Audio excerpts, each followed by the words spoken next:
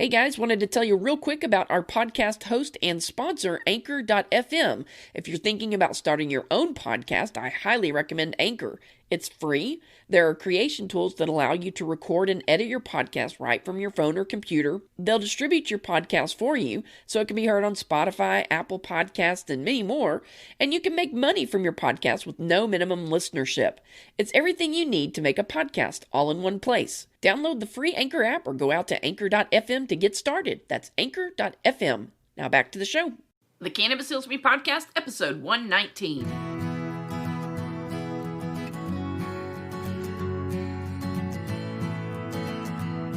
You're listening to the Cannabis Heals Me podcast, where we explore the real stories of real people who have discovered the profound healing properties of the cannabis plant in their own lives. Find more at cannabishealsme.com. Happy Labor Day, everyone, and welcome back to the Cannabis Heals Me podcast. This is your host, Rachel Kennerly, and we are recording, as always, from the Storybook Gun Studios. So glad that you guys have joined me. I'm going to assume that you probably had better things to do on Labor Day than to listen to the podcast, but maybe your podcast app will go out there and download it for you automatically, because I know that everyone who is listening today has already gone out and subscribed. And I wish that I could say that everyone who's listening today had gone out and given us a rating or a review on the podcast app of their choice, but unfortunately, the numbers do not reflect that. So if you would, do me this one favor, okay, maybe two, go out and give us a rating on your podcast app, and also if you would give us a review, that gives the algorithm a boost, and the podcast catcher of your choice will actually push this podcast to other people. It's a free way that we can get cannabis as medicine to other people. So if you would do me that 2 favors, I would sincerely appreciate it. Our guest today is Jessie Gill. She's a cannabis nurse who teaches patients and potential consumers about cannabis. She's the founder of Marijuana Mommy, which is an online patient resource that reaches more than 65,000 unique monthly visitors and receives hundreds of thousands of views per year. And all of this started because she was a medical cannabis patient herself. So Jessie is going to join us today and share her personal medical cannabis story with us. Jessie, welcome to the program. Thank you so much for having me, Rachel. I appreciate it. Oh, it's my pleasure. I have been following you on Facebook for a while and kind of reading your posts, and I thought, I'll reach out to her and see if she might want to come on and tell her story. And I always like to talk to people. Well, I like to talk to people, period. But it's always, I don't know if it gives it more legitimacy to talk to someone. I mean, obviously people's experiences are legitimate regardless, but to talk to someone who was in the medical field that has that medical background in traditional medication and talk to them about their experiences with cannabis as medicine, because I'm sure y'all were indoctrinated in your college training and whatnot that this has no medicinal properties whatsoever. Yes, 100%. 100%. That was what we were taught. And I think you're right. It definitely, hearing from healthcare professionals lends credibility to cannabis therapeutics in general. I think also what's unique about my story is I was very, very reluctant to try cannabis. I was very afraid. I didn't, and a lot of that was exactly what you said, what we learn in nursing school. And, I believed that, if this was something that could help people, I would know about it. I'm a nurse. I was actually a hospice nurse, and I was like, I am a pain specialist. Like, my job is to provide comfort. Like, I would know. And what I learned after I got injured is that I didn't know. I didn't know anything. And there was research out there, and it just kind of blew me away. Yeah, that's interesting to hear that you're a hospice nurse, because cannabis has so many applications with pain relief and helping people have quality of life in their last days on earth. So to think that it's not widely utilized in that field is mind-blowing, but not terribly surprising given that it's been illegal for close to 90 years. Absolutely. I know. I think back on it. I'm not working in cannabis anymore. I was injured 5 years ago, and that's really what changed everything and brought me to cannabis.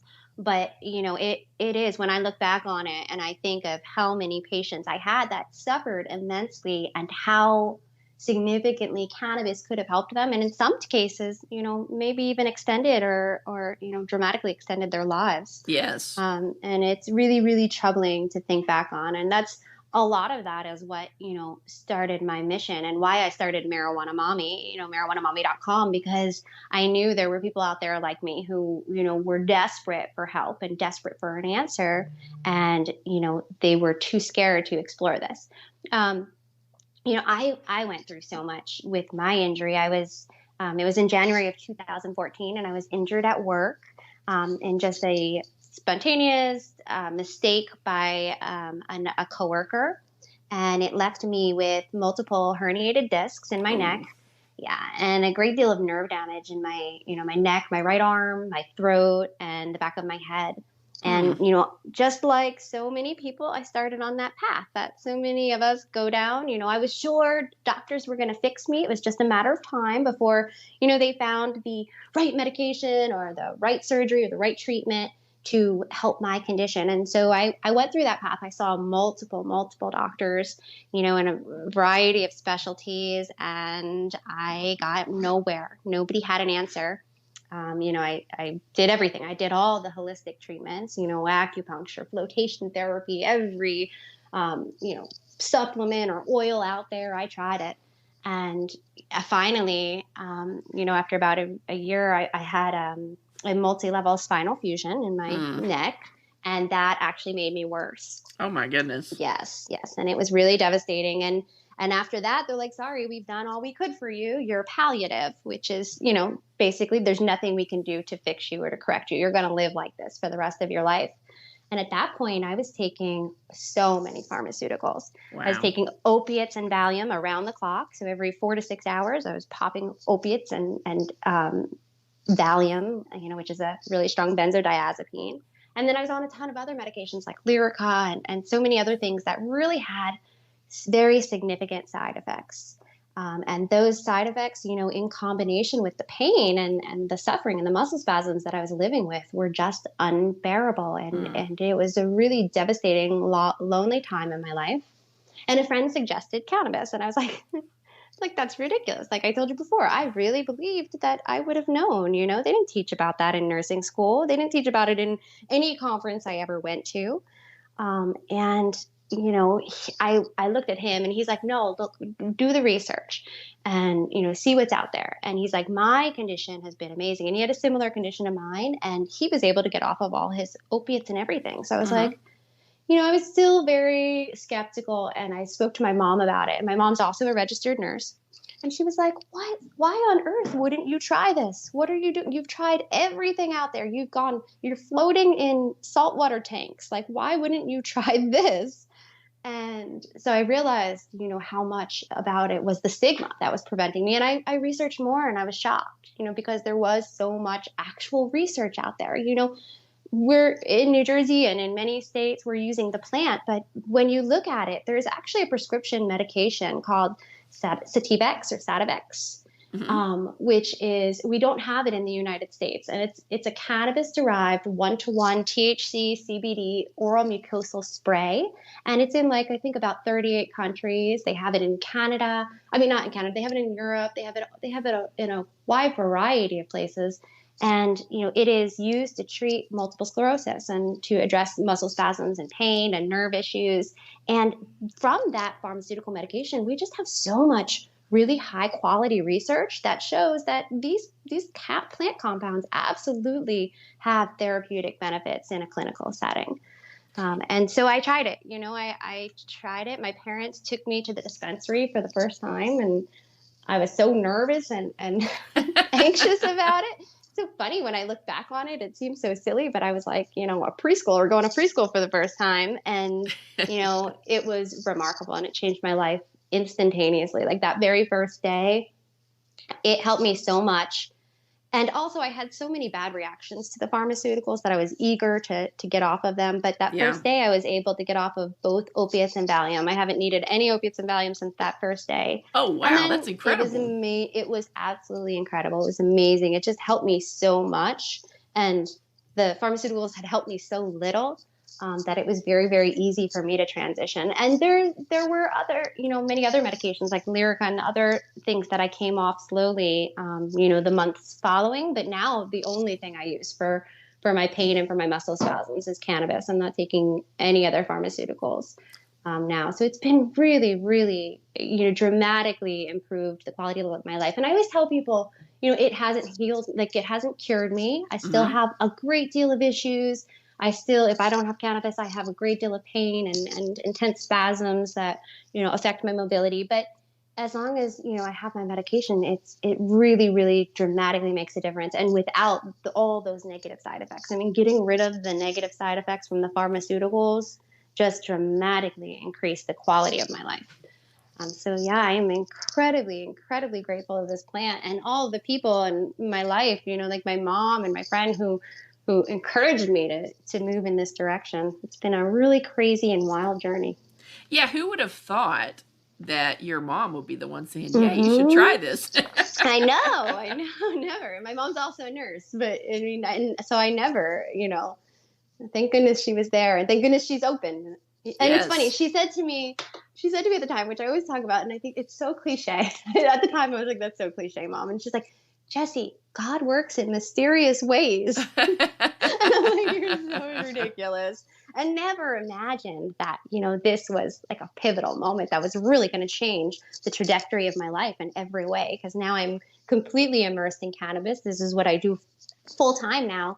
And thankfully, because I still do have limitations and I still am disabled from the accident. So thank God I have this industry that I was able to turn to, during this time. It's been really a wild ride. So when was it that you first went to the dispensary? Because you got injured in January of 14. How long did you suffer and, just deal with traditional medication until you finally just said, okay, fine, I'll try this crazy it plant? Was over a year. Yeah. So yeah, it was 2015. It was over a year. It was over, after I tried everything else and tried the surgery. And I often think like, wow, I wish I would have had cannabis before that surgery because I probably wouldn't have had it, and I would be better off. But yeah, everything happens for a reason, I suppose. Yeah, especially if it gave you no relief.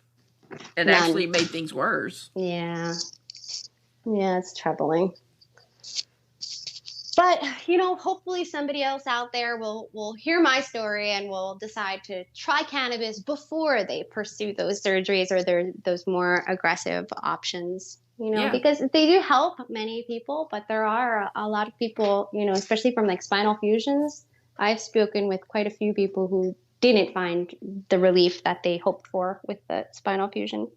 Yeah. And, there are long-term effects from it. Yeah.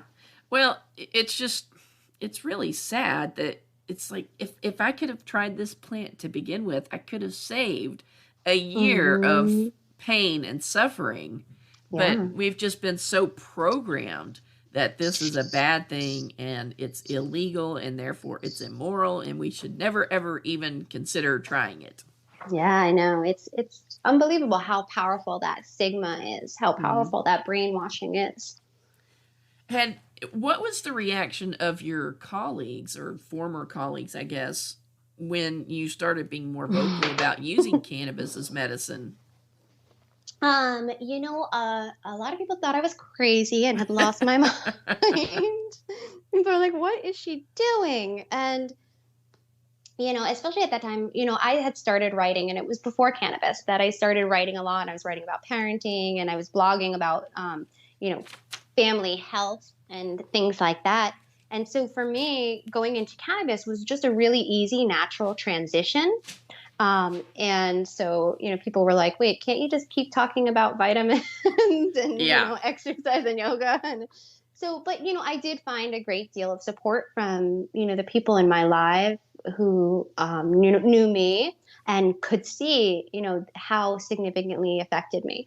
I had a lot of respect among my colleagues. I was always I was very, very good at my job. I was very, very good at being a nurse. Mm-hmm. And so, when people saw how, the progress of how the accident affected me and how it, people saw how disabled I was left from it. And they saw how much I was suffering on the pharmaceuticals. And then these same people witnessed the transformation of when I started cannabis, and those people were remarkably supportive and, became believers, same within my family or my kids, like same thing. They saw, this transformation. And I think that being able to see it work, it makes it a difference. And I think that happens with a lot of people. Like a lot of people aren't going to believe the benefits until they see it themselves. Like they have to either experience it or see a loved one go through it firsthand, before they can really, really believe the power that these plant components actually have. Yeah. Yeah, I was going to ask you about your kids, because if you're on all these pharmaceuticals and opiates and whatnot, what was your? I mean, I know we all have mom guilt, or most moms do have mom guilt. So, I mean, what was your parenting like when you were on all these opiates? Were you still functional as a parent, or were you just kind of loopy? It was so bad. I was loopy. I was just more not loopy, like not intoxicated, but sick all the time. Mm-hmm. Sick and depressed. So, the opiates, when I would take them, they didn't make me high or anything, but they would help some of the spasms, and they didn't really do much for the nerve pain, but they did help some of the spasms and some of the pain. So I would take them a lot of the times, but they would just make me sick. The nausea and the vomiting was really intense for me. The constipation was terrible. And the depression was really, really bad, and it's associated with these medications. It just happens to a lot of people. And so it was really, really hard. I wasn't fully engaged. I wasn't able to fully engage in parenting. I wasn't able to be as present as I, wanted to be, as I am now.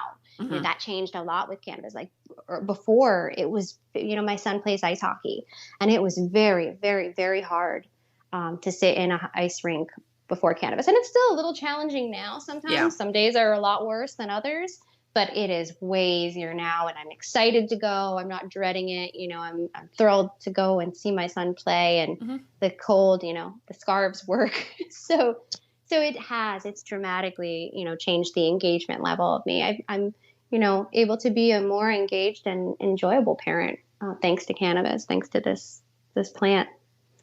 Now, when y'all went to the dispensary, I can't remember, what's the status in New Jersey? Do y'all have adult access, or is it just patient access at that point? Yeah, it's just medical access here in New Jersey. We actually have a terrible program here, unfortunately. So how difficult was it for you to get your card? For me, it was pretty easy because of the seriousness of my condition. And at the time, the requirements and, the qualifying conditions were different than it is now. It's a little easier to get a card now. It's much easier to get a card now.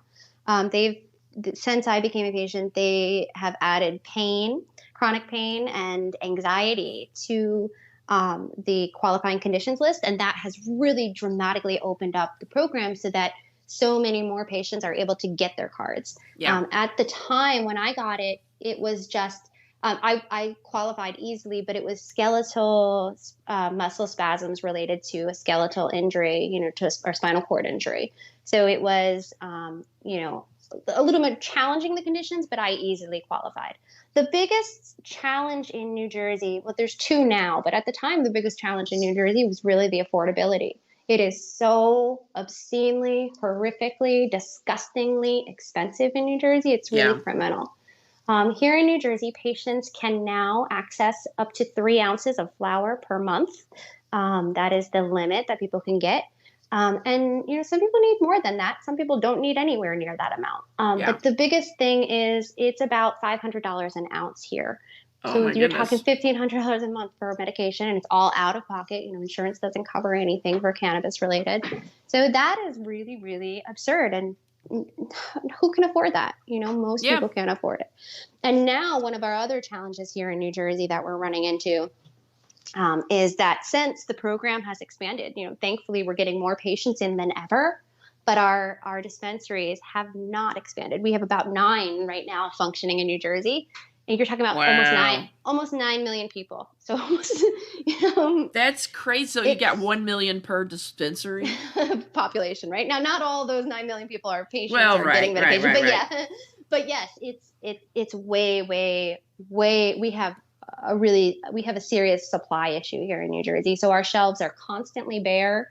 And, one of the things with cannabis therapeutics that I think a lot of people don't understand is that strain is so important. The strain or the cultivar, it's so, so dramatically important. People think, it's medical marijuana, it's medical marijuana. I can't tell you how many doctors I've heard tell people, like, just go try smoking a joint and see if it helps. And I'm like, no, you can't just regularly get it and expect that to be therapeutic. Like, and people don't understand that. So that's a challenge in New Jersey because patients cannot get consistent access to the strains that they need. And I can't even tell you as a nurse how discouraging and frustrating it is to see. I've seen, and as COVID has progressed here, it's gotten worse. Mm-hmm. We have dispensaries where you have to wait hours to get an appointment. At one point, our dispensaries, you were waiting 6 hours, 7 hours, people, and with no bathroom access. Yes, just waiting in line just to go in and buy their medication. And these are all very sick patients. It's very, like they troubling. they can really stand out on a sidewalk for 6 hours in their condition. Some people can't. A lot of people can't at all. Yeah. Now in New Jersey, are like caregivers allowed to go get cannabis medicine for people, or do they have to physically go themselves? In New Jersey, you can get a caregiver card. It's not, it has to be like somebody close to you. They have to go for a background check. It's not like Pennsylvania has great caregiver laws. And I think Maine, where you can hire a caregiver and then they can, do it for both, like a bunch of patients. But no, we don't have that in New Jersey. So, it's a family member. They did fortunately reduce the cost of getting a caregiver card for, patients who are under 18. But yeah, it's a process. So, that's what a lot of people did during the time of COVID, especially because so many of our cannabis patients are severely immunocompromised or otherwise at risk. So, there was, an increase in caregiver cards, but there are still a lot of people out there who don't have a caregiver, especially like our older population. Mm-hmm. Like if they don't have like a loved one living with them and taking care of them, like it's hard. And we did see some terrible things like where people hired like a friend or a family member or like a friend of the family to get them. And then we're getting ripped off and weren't being given dispensary medication. And so there's a lot of challenges to it. We really need to, get our caregiver access expanded. But we'll see what happens because legalizing recreational adult use cannabis is on the ballot in New Jersey in November. Nice. And we do expect it to pass. Unfortunately, New Jersey is really, really into regulation. And I think it's going to be a while before we see any regulation surrounding adult use or we actually see adult use come into effect. Like in Maine, they are just opening their dispensaries and they voted on it 4 years ago. Wow. And yeah, I really worry that that's kind of the progress we're going to see in New Jersey. But, I'm hopeful. I'm eager and anticipated because I know opening up adult use, legalizing adult use cannabis is really the best way to get access for the most amount of people. It really dramatically opens up people's ability to buy their medication. And, we see a lot of benefits in places that have legalized that we don't see in places with like restrictions with restrictive medical programs. Like New Jersey hasn't seen a reduction in opiate use. But if you look at the areas that have legalized, they have shown reductions in opiate use and opiate overdoses. So, hopefully with our recreational legalization, we see a lot more benefits of the programs over here.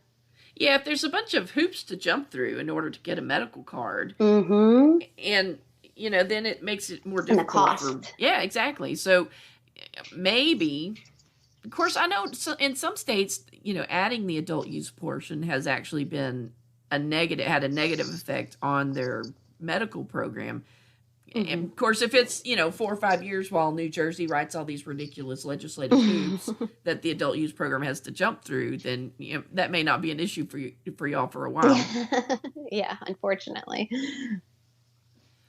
So tell me a little bit about Marijuana Mommy. When did you transition to, what inspired you to start that blog? It started as a blog, right? Yep, it's still a blog. Okay. It's blogs are just basically I mean, everything's a blog nowadays. When we Right. read our news online, there are news blogs. So it's still a blog. It's updated in reverse chronological order. But it was really, I was already writing about health and, wellness. And so it just kind of gradually transitioned over.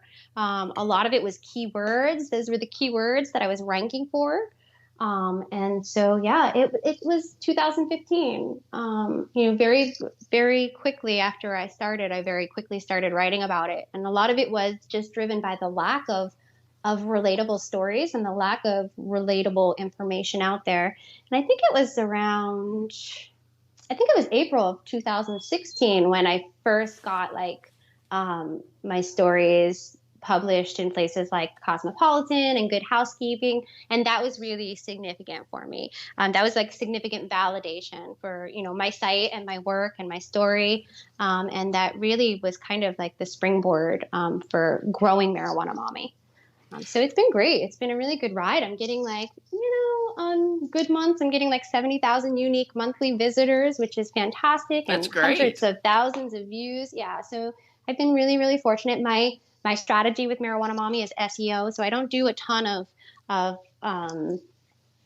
social media marketing for Marijuana Mommy, which I really do need to start exploring more of. But SEO is the long game. So, but it's challenging dealing with Google and Google algorithm changes. It's always scary, especially being a cannabis focused business. You're always worried, are they going to ding me because I'm cannabis? So it's been unbelievable, because when I came to this industry, when I started, I didn't know anything about website building. I didn't know how to build a website. I didn't know what SEO was.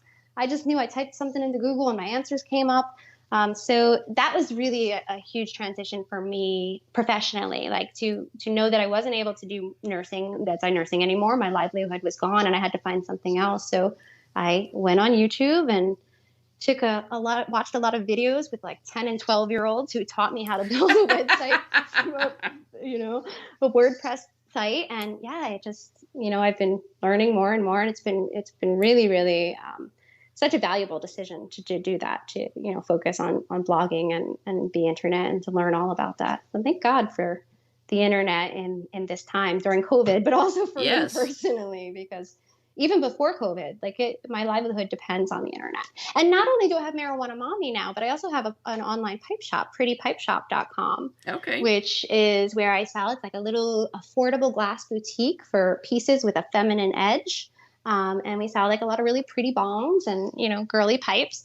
That's been really, really challenging in the time of COVID. Getting inventory has been very, very, very challenging. And keeping inventory, we've actually seen not much of a decrease in our online shopping.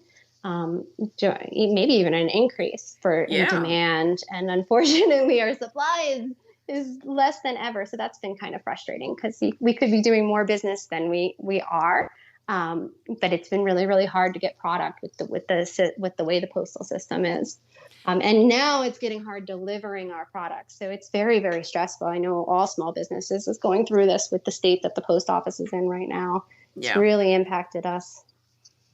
Yeah, the post office has really dropped the ball. Mm-hmm. Yeah, it's very sad. Stressful. Yes, absolutely. Especially when you've got patients that are waiting, or, just people, period, that are waiting on something to come in, and it takes forever. Yes, or it disappears. That's the worst. And then you're out. Sorry, there's your $130. Right. And I guess y'all are on the hook for that.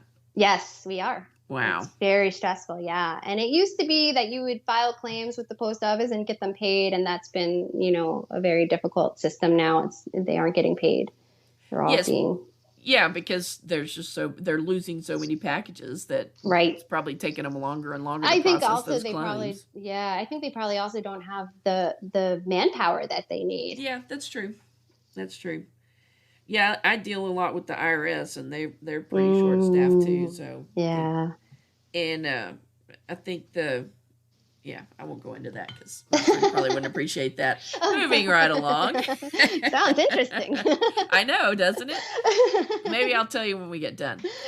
So I guess there are some positive things on the horizon, because it appears that the nursing industry or the nursing profession is embracing cannabis as medicine. I had spoken last year to Denise Foster, and she actually wrote a chapter for an upcoming nursing textbook that on the endocannabinoid system. So, I mean, that's promising that I think she said they were going to start putting some questions on the NCLEX about the endocannabinoid system. Yes, that is the hope. We do hope to see NCLEX questions about about the endocannabinoid system. It's far overdue. It's an essential system. It's shocking and absurd that we aren't teaching our students about it. Yeah. I think it's still a ways down the road. I'm part of the American Cannabis Nurses Association. And we are a nonprofit cannabis-focused nursing organization. We are a nursing organization, and one of our biggest goals is to have cannabis therapeutics, defined as a specialty, as a nursing subspecialty. And we have wound care nurses, we have psychiatric nurses, we have pediatric nurses. It only makes sense that we have diabetic specialists. Of course, we should have specialists in the endocannabinoid system and cannabinoid therapeutics. So that is really our goal, and we've gotten great acceptance. I'm actually a board of director at the American Cannabis Nurses Association. Nice. Yeah, and we've gotten really fantastic feedback, and from our other organizations, we have a good relationship with the American Holistic Nursing Association, and we are really working towards getting an official credentialing system. And in nursing, when you have official credentialing, it's based on, like you said, the NCLEX questions. So we have specialties of, what is really relevant in nursing, and what is really relevant in nursing is what's on the NCLEX. Yeah. And, it's a big issue right now because of the Schedule 1 classification, and, and we do see that changing in the future. But I think it's going to be another 10 years before we start seeing NCLEX questions on the endocannabinoid system or cannabis therapeutics. I hope it's a lot sooner, but I think it's going to take some more time. We have seen, the American Nursing Association has come out and has put guidelines of what nurses should know about cannabis therapeutics. So those guidelines haven't necessarily made it into any specific nursing programs yet. Mm-hmm. I'm sure they're starting to go into some, but it's not required yet because it's not on the NCLEX. As soon as it is on the NCLEX, then they're going to have to teach it in nursing school because their nurses will have to be prepared for the test in order to pass. So until we see it, then I think once we see it finally get those questions about the endocannabinoid system, that's when we're going to see a really massive change in the healthcare systems because our schools are going to be required to teach it. Yeah, it seems like schools that are in states where patients have legal access to cannabis, seems like they'd be giving their students a leg up to go ahead and teach some information about the endocannabinoid system so that they can be kind of on the same page as patients. Right. I agree. And, I think a lot of it is schools teach a lot of what they have to, and it's so bogged down already. So adding a whole new module like that. And then another huge concern that so many people in medicine and education has is that Schedule 1 classification, and how is it going to affect my funding? Like, is the White House going to come out and say that anybody working with cannabis isn't getting funding? And they've threatened that many times. And we are seeing so many more schools develop programs here in New Jersey. Our community colleges, a few of them have cannabis-specific programs. There's a cannabis and hemp studies program in Rutgers. There's the departments of their agricultural departments are very involved in that area. So we are seeing it make the way into colleges, and I think that is making people more comfortable, and we're going to see it expand from there.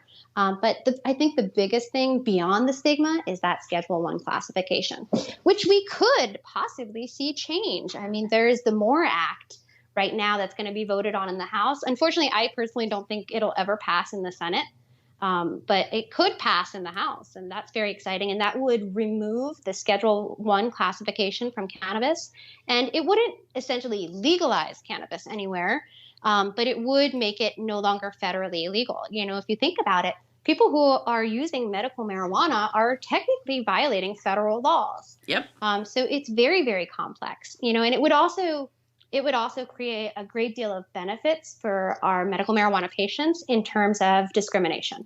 So right now, because of the Schedule I classification, so many patients are discriminated against. Mm-hmm. And, it really depends on what your local laws, like your level of protection is just driven by what your state program says. And you can't, think about it. If a medical marijuana patient in New Jersey were to go to another state and were driving, even if they weren't, under the influence, and even if they didn't have any cannabis with them, if they were to get a DUI and get a blood test, in a lot of places that could be, if they were to get pulled over and get a blood test, in a lot of places, having cannabis in your system is a DUI, even though you're not intoxicated. And we know cannabis can last in your system in some people, for months. Mm-hmm. So the MORE Act and approving the MORE Act will really change a lot of things for patients in terms of, housing, stuff like that. And another really phenomenal detail in the MORE Act is that it legalizes that veterans who are in states where they have medical marijuana programs will be allowed to consume cannabis and obtain it through the veteran services.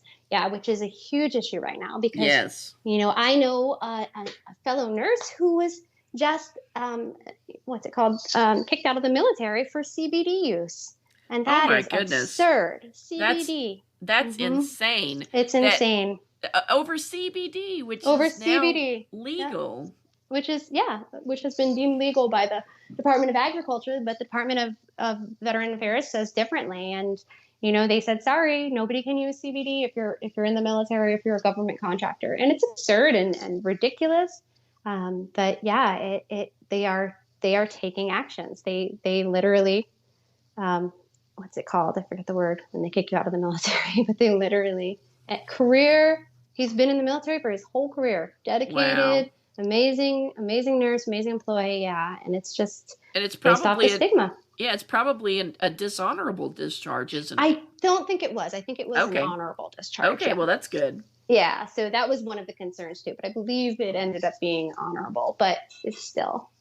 But still, to kick somebody out over CBD oil, good grief.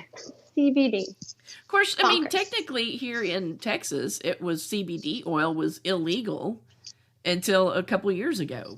Mm-hmm. I mean, maybe not even the state laws. No, it was still in 2019. It was still illegal because there was some judge in Tarrant County putting people in jail with felony drug charges over CBD oil.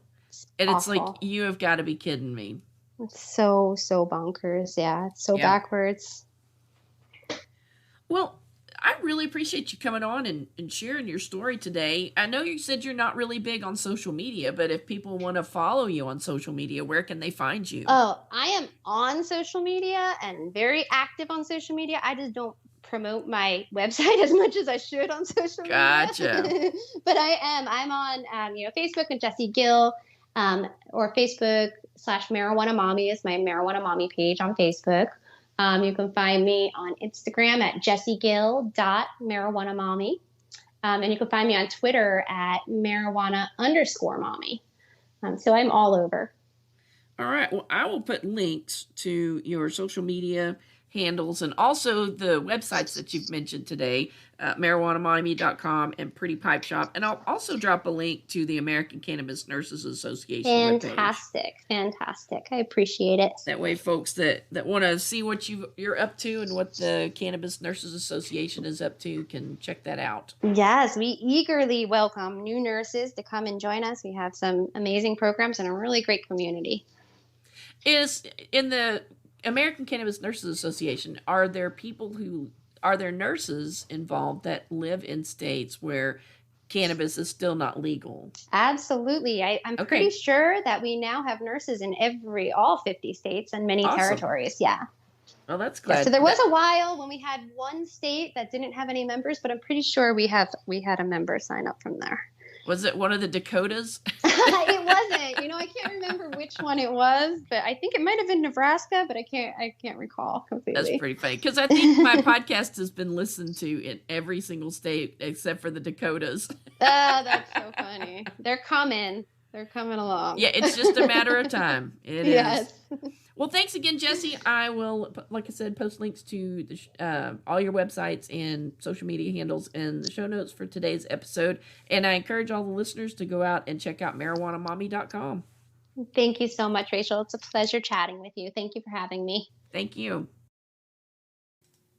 Show notes for today's episode can be found out at cannabishealsme.com/119.